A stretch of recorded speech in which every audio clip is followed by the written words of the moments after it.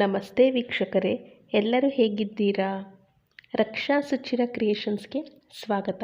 ಇವತ್ತಿನ ವಿಡಿಯೋದಲ್ಲಿ ಯಾವ ದಿಕ್ಕಿಗೆ ತಲೆ ಇಟ್ಟು ಮಲಗೋದ್ರಿಂದ ಧಾರ್ಮಿಕವಾಗಿ ಮತ್ತು ವೈಜ್ಞಾನಿಕವಾಗಿ ಒಳ್ಳೆಯದು ಅನ್ನೋದ್ರ ಬಗ್ಗೆ ತಿಳಿಸ್ತಾ ಇದ್ದೀನಿ.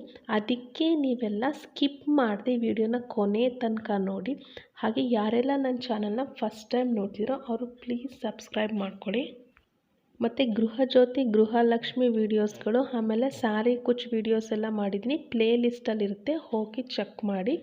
ಯಾರು ನನ್ನ ಚಾನಲ್ನ ಸಬ್ಸ್ಕ್ರೈಬ್ ಮಾಡಿಕೊಂಡು ನನಗೆ ಸಪೋರ್ಟ್ ಮಾಡ್ತಿದ್ದೀರೋ ಅವ್ರಿಗೆ ತುಂಬು ಹೃದಯದ ಧನ್ಯವಾದಗಳು. ಬನ್ನಿ ಹಾಗಾದರೆ ವಿಡಿಯೋ ಸ್ಟಾರ್ಟ್ ಮಾಡೋಣ. ನೀವು ಹೇಗೆ ಮಲಗುತ್ತೀರಿ ಎಂಬುದು ನಿಮ್ಮ ಜೀವನಕ್ಕೆ ಸಂಬಂಧಿಸಿದ ಅನೇಕ ಪ್ರಮುಖ ವಿಷಯಗಳನ್ನು ಅವಲಂಬಿಸಿರುತ್ತದೆ.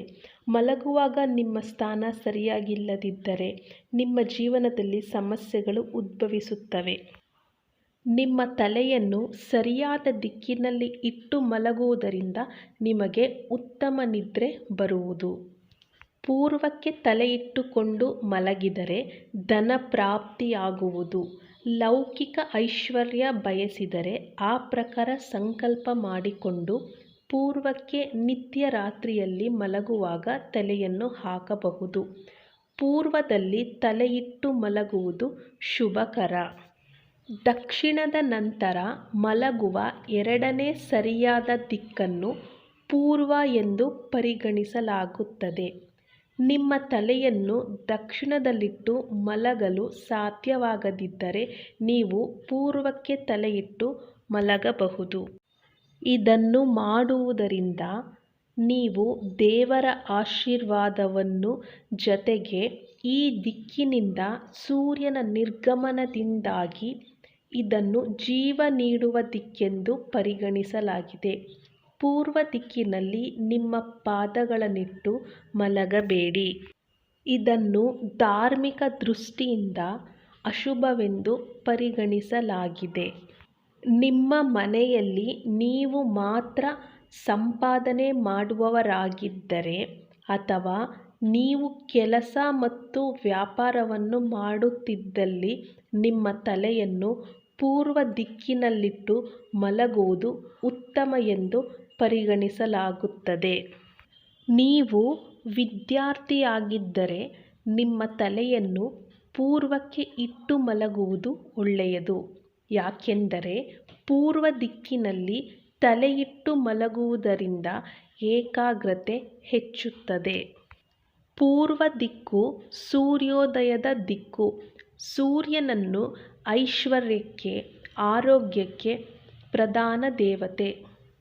ಪೂರ್ವಕ್ಕೆ ತಲೆ ಮಾಡಿ ಮಲಗಿದರೆ ಐಶ್ವರ್ಯ ಮತ್ತು ಆರೋಗ್ಯ ಸಿದ್ಧಿಸುತ್ತದೆ.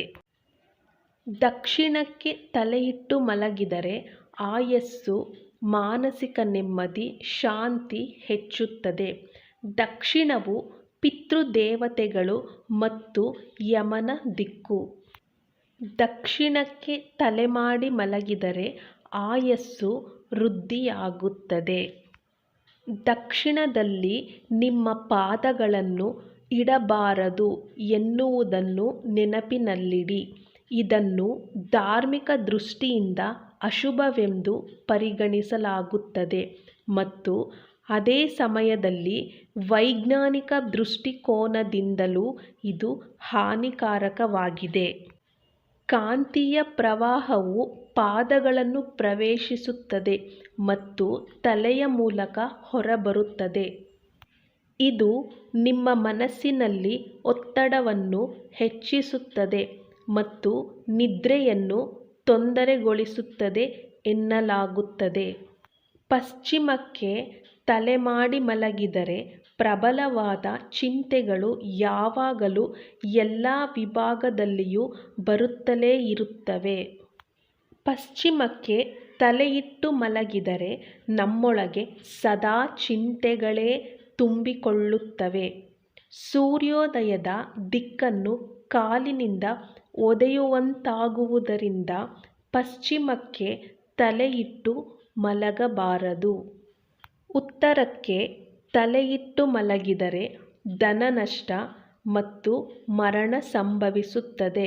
ಅಂದರೆ ಆಯುಷ್ಯ ಹಾನಿಯಾಗುತ್ತದೆ. ಉತ್ತರಕ್ಕೆ ತಲೆ, ದಕ್ಷಿಣಕ್ಕೆ ಕಾಲು ಚಾಚಿ ಮಲಗಬಾರದು.